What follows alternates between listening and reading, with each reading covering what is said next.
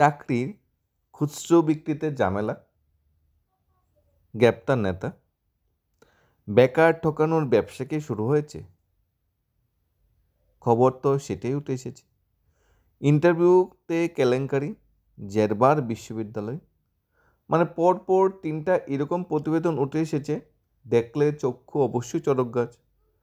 টাকার বিনিময়ে চাকরি বিক্রি করা যায়, চাকরি বিক্রি করতে গিয়ে বা খুচরোতে কিনতে গিয়ে নেতা গ্রেপ্তারও পর্যন্ত হচ্ছে। বেকারদের কাছ থেকে অনলাইন ফি বাবদ টাকা নিয়ে প্রতারণা করা হচ্ছে বা বেকার ঠকানোর ব্যবসায় সামিল হয়েছে। মদতে অবশ্যই আছে নেতৃত্ব। ইন্টারভিউতে কেলেঙ্কারি, ইন্টারভিউ তো নামে হচ্ছে, সিলেক্টেড ক্যান্ডিডেট আগেই হয়ে যাচ্ছে এবং টাকার বিনিময়ে সেই ক্যান্ডিডেটকে অফার দেওয়া হচ্ছে। এই ধরনের কিছু গুরুতর অভিযোগ উঠে এসেছে তিনটা চাকরির প্রসেস নিয়ে। সবচেয়ে প্রথম আমরা দেখব বেকার ঠকানোর যে ব্যবসা একটা, সেই ব্যবসা বিষয়ে আমরা জানার চেষ্টা করব, আর ব্যবসাটা কীভাবে পরিচালিত হচ্ছে সেই বিষয়ে জানার চেষ্টা করব। দ্বিতীয় ভাগে আমরা দেখব চাকরি খুচরো বিক্রিতে করতে গিয়ে ঝামেলাটা সৃষ্টি হয়েছে, সেই ঝামেলার জন্য নেতা গ্রেপ্তার হয়েছে, সেটা আমরা দ্বিতীয় ভাগে দেখব। তৃতীয় ভাগে দেখব ইন্টারভিউতে কেলেঙ্কারি, বিশ্ববিদ্যালয় এবং জেরবার। ত্রিপুরার সবচেয়ে বড় শিক্ষা প্রতিষ্ঠান ত্রিপুরা বিশ্ববিদ্যালয়, যেখানে সবাই শিক্ষায় সুশিক্ষিত হয়, সেখানেই কেলেঙ্কারি হচ্ছে। প্রথম ভাগে আমরা দেখে নিই বেকার ঠকানোর যে ব্যবসাটা, সেটা কীরকম ব্যবসা সেটা আমরা প্রথম ভাগে দেখে নিই, এরপরে বাকিগুলা দেখছি। বেকার ঠকানোর ব্যবসা শুরু করেছে ARK ইনফরমেটিক্স, অর্থাৎ ARK IPL। ARK IPL একটি সরকার রেজিস্ট্রিকৃত সংস্থা, যারা বিভিন্ন সরকারি ডিপার্টমেন্টে ম্যান পাওয়ার সাপ্লাই দেয়। যেরকম বিদ্যুৎ দপ্তরে technical assistant, junior operator supply দিয়েছে, সেখানে 3 থেকে 400 জন লোক বিদ্যুৎ দপ্তরে কাজ করছে ARK-এর অধীনে। সেরকম ত্রিপুরার সরকারের যখন বিভিন্ন দপ্তরে লোকের প্রয়োজন হয়, তখন ARK নামক সংস্থা সেখানে টেন্ডার দিয়ে সেই বরাদ্দটা পায়। তখন এই কোম্পানি বিভিন্ন দপ্তরে কর্মচারী নিয়োগ করে। অর্থাৎ তুমি সরকারি দপ্তরে চাকরি করবে, কিন্তু তোমাকে নিয়োগ করবে ARK নামক সংস্থা, এবং তোমার চাকরিটা হবে আউটসোর্সিং চাকরি। অর্থাৎ তুমি সরকারি দপ্তরে চাকরি করছো, কিন্তু তোমার চাকরিটা সরকারি নয়। এটা হলো ARK-এর বিজনেসটা বা ARK-এর চাকরিটা। ঠিক আছে, এখন ডিটেলস যাচ্ছি আমরা ARK কীভাবে লোক নিয়োগ করে আউটসোর্সিংয়ে, সেটা অনেকে বুঝতে পারছি। আধুনিক সময়ে মানুষের অর্থ উপার্জনের উৎস অনেক বেড়ে গেছে। এর মধ্যে অবশ্যই সবচেয়ে বড় অর্থ উপার্জনের যে উৎস, এটা হলো অসত্যতা, সেটা হলো ভণ্ডামি, সেটা হলো কেলেঙ্কারি, সেটা হলো অসৎ উপায়ে অর্থ রোজগার। লক্ষ লক্ষ কোটি কোটি টাকা রোজগারের একটা দান্দা, সেটা হলো বর্তমান সময়ে সবচেয়ে বেশি অর্থ রোজগারের একটা সোজা মাধ্যম বা সহজ মাধ্যম, কীভাবে প্রতারণা করে লুটে পুটে অর্থ রোজগার করা যায়। একদিকে বিজ্ঞান প্রযুক্তি সেমাইন উন্নতি চলছে, অন্যদিকে মানুষের সামনে নতুন ব্যবসার দরজা খুলে যাচ্ছে। এমন একটি লাভজনক ব্যবসা হলো বর্তমানে বেকার ঠকানোর ব্যবসা। কেন বেকার ঠকানোর ব্যবসাটা বর্তমানে লাভজনক? কারণ সরকারি ও বেসরকারি ক্ষেত্রে চাকরির যে পরিধিটা ক্রমশ সংকুচিত হচ্ছে, চাকরির প্রচণ্ড অভাব। তাই যখন জেআরবিট অফিসে চাকরির মেলা অনুষ্ঠিত, তখন বেকাররা যায় সেখানে চাকরির মেলায় অংশগ্রহণ করার জন্য। যখন ARK নামক সংস্থা আউটসোর্সিং মধ্যে লোক নিয়োগ করবে বলে অ্যাডভার্টাইজমেন্ট দেয়, সেখানে সবাই অনলাইন ফর্ম ফিল আপ করে, সেটাও একটা ব্যবসা। সবই চাকরি ব্যবসা। একটা চাকরির প্রসেসে যদি 100 জন লোক নিয়োগ করে, এখানে মিনিমাম 10,000 লোক যদি অ্যাপ্লাই করে, প্রায় লক্ষ লক্ষ টাকা অ্যাপ্লিকেশন ফি বাবদ সরকার বা সংস্থা কামিয়ে নিল, সেটা একটা বেকার ঠকানোর ব্যবসা। তার উপর আবার GST তো আলাদা আছেই। যে কোনো চাকরির ক্ষেত্রেই বেকার অ্যাপ্লাই করতে গেলে টাকা তো লাগবে, টাকা ছাড়া অ্যাপ্লিকেশন ডিনাই করবে, বা টাকা ছাড়া অ্যাপ্লিকেশন করা যাবেই না। এখানে এক শ্রেণীর দান্দাবাজ এই বিষয়কে ময়দানে লোভনীয়ভাবে হাসিয়ে নেওয়ার জন্য ময়দানে নেমেছে। লোক ঠকানো যেমন এতে করোনার মতো সংক্রমণ উঠেছে।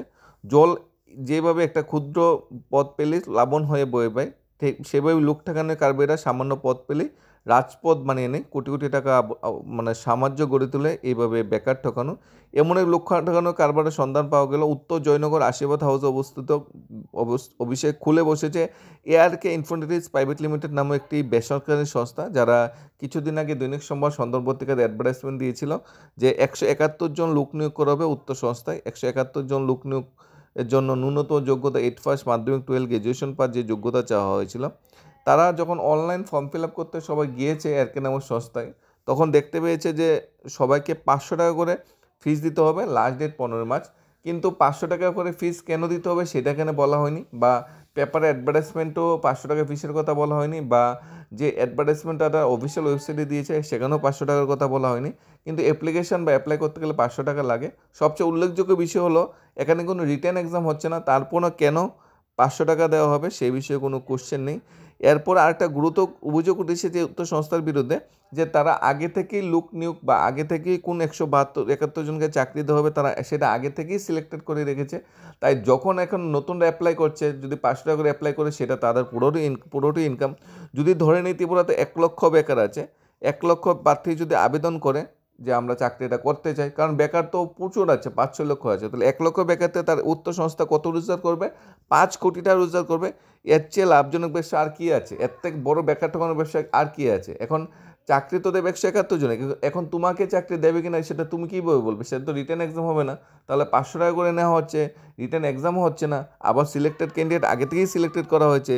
এরকম অভিযোগ রাজ্য সরকারের দুর্নীতিবাজ রাষ্ট্রবাদী চাদরে আরবিত্ব আমলের কারসাজিতে এই কোম্পানি রাজ্য সরকারের বিভিন্ন সরকারি দপ্তরে লোক নিয়োগ করে থাকে। সরকার মদত করে না থাকুক, কিন্তু কোনো রাজনৈতিক ব্যক্তিত্ব তো আছে, তাদের পৃষ্ঠপোষকতা, তারা সেই মদতটা করে আছে পিছের দরজা দিয়ে বা ব্যাগ।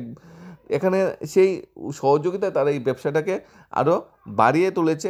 এরপর আসছে উত্তর ব্যবসায় যদি তোমরা চাকরি পাও, বা যারা সিলেক্টেড ক্যান্ডিডেট টাকার বিনিময়ে চাকরি পেয়েছে, এবং যারা 171 জন চাকরি পেয়েছে তারাও কিন্তু বিশাল পরিমাণ অর্থের লেনদেন করে চাকরিটা পেয়েছে। এরপর চাকরিতে জয়েন করার পর প্রতি মাসে কি বেতন পাওয়া যায়? একমাত্র বিদ্যুৎ দপ্তরে গিয়ে কোশ্চেন করতে পারো, বিদ্যুৎ দপ্তরে তারা কাজ করছে, যে কোনো বিদ্যুৎ দপ্তরে এয়ারকেট নামক সংস্থার লোক পাওয়া যাবে, যারা হেল্পার জুনিয়র অপারেটর পদে আছে। তারা দেখবে কি 3-4 মাস ধরে তারা বেতনই পাচ্ছে না। অর্থাৎ কীরকম লোক ঠেকানো? আমার ন্যায্য মজুরিটা আমাকে দিচ্ছে না, চাকরিতে ঢুকতে হলে টাকা দিতে হবে, এবং লক্ষ লক্ষ টাকা রোজগার করে নিচ্ছে। এখন কইয়ের তেল দিয়ে কই বাঁচতে শুরু করেছে নাকি? মানে আমার থেকেই টাকা নিয়ে আমাকেই বেতন ঠিকঠাকভাবে দিচ্ছে না, এটা হলো সবচেয়ে বড় মানে কথা। স্পষ্টতই আর্থিক লেনদেনে একটা গুরুতর আশঙ্কা দেখা দিয়েছে এখানে। বিনা বিনিয়োগে এত বড় লাভ, এটাই তো সুশাসনের সবচেয়ে বড় বৈশিষ্ট্য। শুধু জনপ্রতিনিধি কিংবা পদে থাকা নেতারাই নয়, শাসকের ঘনিষ্ঠ অলিন্দে থাকা প্রত্যেকেই যাতে এই সুশাসনে মিষ্টি মতো স্বাদ পায় তার অফুরন্ত ব্যবস্থা তৈরি করেছে রাজ্যে, যার অন্যতম অঙ্গ হলো বেকার ঠকানোর ব্যবসা। এতে করে নিজেরা একটা মালামাল হওয়া যাবে, তেমনি দুর্নীতিবাজ আমলাদের সন্তুষ্ট করা যাবে। এই 5 কোটি টাকা একটা বড় অংশ চলে যাবে আমলাদের পকেটে। বিনিময়ে আমলাদের সৌজন্যে সরকারি নীতি উল্লঙ্ঘন করে নিয়োগ প্রক্রিয়া পরিচালিত হয়, যেখানে সরকার নিজে অ্যাডভার্টাইজমেন্ট দিয়ে সরকারি দপ্তর নিয়োগ করার কথা, এখানে একটা প্রাইভেট সংস্থাকে বলা হয়েছে নিয়োগ করার জন্য, যেখানে কোনো স্বচ্ছতা নেই, উল্টো আরও বেকারদের কাছ থেকে টাকা নিয়ে বেকারদের ঠকানো হচ্ছে। দ্বিতীয় অংশ আরও মারাত্মক, যেহেতু লিখিত পরীক্ষা নেই, শুধু মৌখিক পরীক্ষার মাধ্যমে কেমনে এই চাকরিটা দেওয়া হবে। যারা জানা গেছে 171 জন পদের জন্য যাদের নিয়োগ করা হবে তাদের তালিকা ইতিমধ্যে মানে এআরকে ইনফোডেন্স প্রাইভেট লিমিটেডের কাছে পৌঁছে গেছে। তাহলে বেকারদের কাছ থেকে কেন 500 টাকা করে ফিস নেওয়া হচ্ছে? সেই টাকা তো রিটার্ন হবে না। বোঝাই যাচ্ছে কোটি কোটি টাকার একটা ব্যবসা, একটা বেকার ঠকানোর ব্যবসা ম্যানেজিং ডাইরেক্টর হয়ে গেছে আর কি। সত্যতা নয়, অসত্যতার রাস্তায় কীভাবে অর্থোপার্জন করে দেয় সেটাই এখন সবচেয়ে প্রধান বৈশিষ্ট্য বেরিয়েছে। আগামী দিনে বা আগামীতে করোনার মতো এই সংক্রমণ হয়ে উঠবে, এই প্রবণতা, এটা নিশ্চয়ই বলা যায়। এটা উঠেছে যে প্রথম প্রতিবেদন বেকার ঠকানোর ব্যবসা। দ্বিতীয় প্রতিবেদন যেটা উঠেছে চাকরির খুচরা বিক্রিতে ঝামেলা, গ্রেপ্তার হয়েছে নেতা গ্রেপ্তার হয়েছে, চাকরির খুচরা বিক্রিতে ঝামেলা তাই গ্রেপ্তার হয়েছে নেতা। চাকরিও বিক্রি করা যায় আজকালকার দিনে। ত্রিপুরা বিশ্ববিদ্যালয়ের ডেইলি রেটেড ওয়ার্কার বিজেপি নেতা সুকান্ত চৌধুরী সূর্যবিনগর গেরুয়া নেতা বিকালে কড়া পিঠা দিয়ে আমতলী থানা হাতে তুলে দেওয়া হয়। কাকে আমতলী থানা হাতে তুলে দেওয়া হয়? ত্রিপুরা বিশ্ববিদ্যালয়ের ডেইলি রেটেড ওয়ার্কার বিজেপি নেতা সুকান্ত চৌধুরীকে সূর্যবিনগর গেরুয়া নেতারা বিকালে কড়া পিঠা দিয়ে আমতলী থানায় তুলে দিয়েছে। অভিযোগ, সুকান্ত নানাজনের কাছ থেকে চাকরি দেওয়ার নামে করে টাকা নিয়েছে। আমতলী থানায় বিজেপি মণ্ডল নেতা সঞ্জিতদের অভিযোগে তাকে গ্রেপ্তার করা হয়েছে। আগামীকাল আদালতে তোলা হবে। থানা বসিয়ে তাকে দিয়ে সই করানো হয়েছে কাগজে। সেই কাগজে লেখা যে সুকান্ত বিশ্ববিদ্যালয় যুক্তদের কাছ থেকে পদত্যাগ করলেন। পুলিশ বলেছে তার বিরুদ্ধে দুজনের কাছ থেকে 2 লক্ষ টাকা করে নেওয়া হয়েছে। দুজন, একজন সঞ্জিত দে। এখন কত হলো সঞ্জিত দেকে? সঞ্জিত দে হলো বিজেপি মণ্ডল নেতা সঞ্জিত দে, মানে বিজেপির মণ্ডল নেতা টাকা দিয়েছে বিশ্ববিদ্যালয়ে চাকরির জন্য এবং ওনার সাথে প্রতারণা হয়েছে, তাই উনি এই কেসটা করেছে সুকান্ত চৌধুরীর নামে। এখানে তিনি টাকা দিলেন কেন, যদি দিয়ে থাকে চাকরি কেনা অপরাধ সেটা কি তার জানা নয়, এই প্রশ্নের জবাব পাওয়া যায়নি। ত্রিপুরা বিশ্ববিদ্যালয় এখন চাকরির ব্যবসা পাইকারি ও খুচরা উদ্যোগে চলছে, চাকরি বিক্রি হচ্ছে টাকায়, এমন অভিযোগ উঠেছে, কড়াকড়ি হয়ে উঠেছে। অশিক্ষক শিক্ষকদের নিয়োগের অনিয়ম অভিযোগে হাজার হাজার মানে উঠে আসছে। স্থায়ী অস্থায়ী অশিক্ষক কর্মচারীদের বড়নেতা মানস পাল আর সুকান্ত চৌধুরী। অশিক্ষক পদে নিয়োগের প্রক্রিয়া চলছে, তারা দুজনেই বিজেপি করেন। সুকান্তর নামে শর্টলিস্টেড হয়েছে, আবার সূর্যনগর মণ্ডলের সুপারিশ আছে বলে অভিযোগ। এই মণ্ডলের নেতার সমবর্তনের সময় বিনা টেন্ডারে খাবার সরবরাহ বরাদ হাতিয়ে নিয়েছেন। অধ্যাপক রাজেশ ছিলেন মধ্যস্থকারী। শুধু সুকান্ত নয়, বিশ্ববিদ্যালয়ে যুক্ত আরও এক অস্থায়ী কর্মচারীর নাম শর্টলিস্টেড করানো হয়েছে। সুকান্ত চৌধুরী লিখিতভাবে বিশ্ববিদ্যালয়কে জানিয়েছে যে অস্থায়ী কর্মচারীগণ যারা শর্টলিস্টেড হয়েছে তাদের সবাইকে চাকরি দিতে হবে। সূত্রের দাবি, এই চিঠি সূর্যনগর বিজেপি মণ্ডলের হাতে পৌঁছে গিয়েছে নিবন্ধনের তরফ থেকে। সুকান্ত বিশ্ববিদ্যালয় থেকে বের হতেই বিকালে তাকে আক্রমণ করা হয়, পিতৃ নেওয়া হয় আমতলী থানায় এবং আমতলী থানায় এই মণ্ডলের হাতে। সেখানে তার নামে অভিযোগ আনা হয়েছে টাকা নেওয়ায়।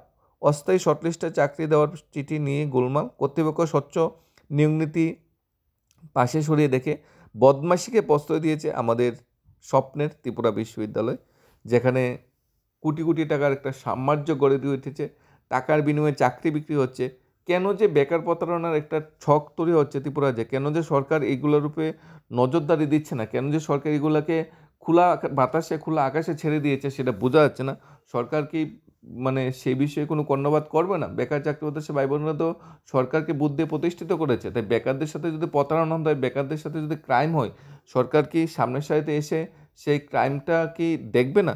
তবে ধন্যবাদ আমতলী মণ্ডলকেও যে তারা অ্যাটলিস্ট বুঝতে পেরেছে এবং নাম দুলাই দিয়ে পুলিশ হাতে তুলে দিয়েছে। এরকম যারা যারা বেকার ঠেকানোর ব্যবসায় যারা সামিল হয়েছে তাদের সবাইকেই গণদোলাই দিয়ে এভাবে পুলিশ হাতে তুলে দেওয়ার দরকার। প্রয়োজন পড়লে জুতোর মালা দিয়ে সারা ত্রিপুরা রাজ্য ঘোরানো দরকার। কেন তোমরা বেকার ঠকাইছো, কেন তোমরা বেকার ঠকানোর ব্যবসাটা শুরু করেছো? বিদ্যালয়ের চাকরি নিয়ে যা চলছে তা ছাইরা দিল্লি তো আছেন বলে অভিযোগ, দিল্লি তো এই বেকার ঠকানোর একটা ছক আছে। সিবিআইয়ের উচিত এসব তদন্ত করে রাঘব বোয়ালদের জব্দ করা বলে মন্তব্য করেন এক অধ্যাপক। তিনি নাম প্রকাশ করতে চান না। তার মতে স্বচ্ছ তদন্ত হলে যারা ধরা পড়বেন তারা নাম শুনে আটকে উঠবেন। সুকান্ত বা মানস পালেরা নিতান্তই চুনোপুটি। মানস পালকে সুকান্তর মতো বাগে পাওয়ার জন্য মাঠে লোক নেমেছে বলে খবর। সুকান্তকে বাঁচাতে লোক নেমেছে মাঠে। সবাই এক পক্ষ কিনা স্বচ্ছতা প্রশাসনের যুগে এই জন্য এক ভিন্ন চিত্র ধরা পড়েছে।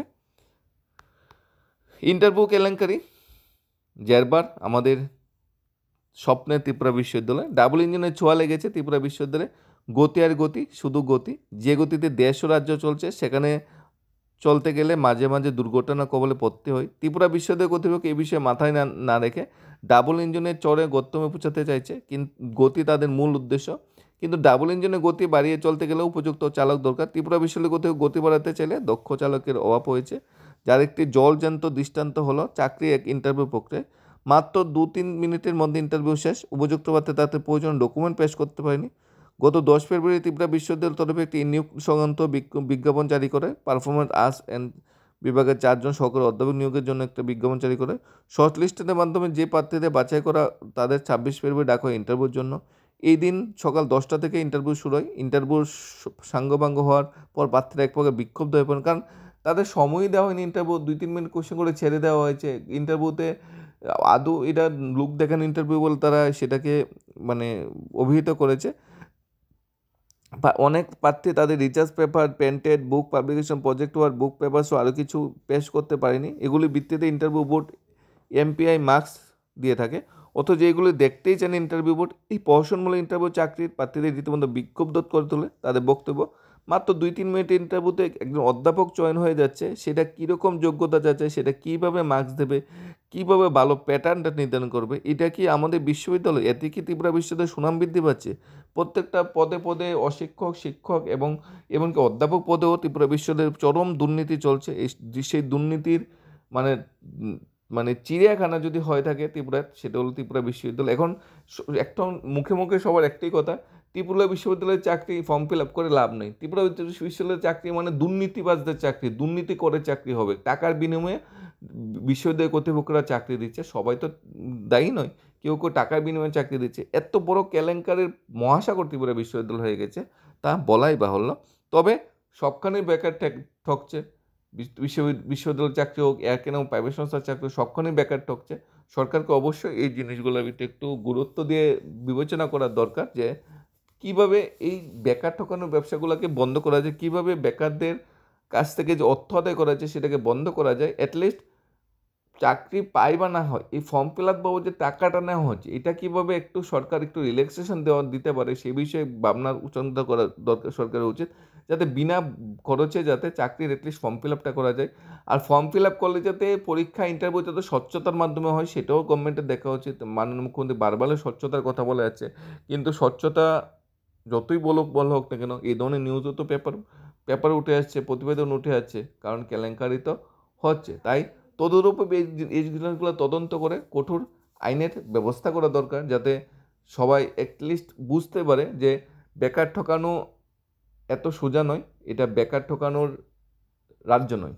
ধন্যবাদ সবাইকে। Study Tripura YouTube channel.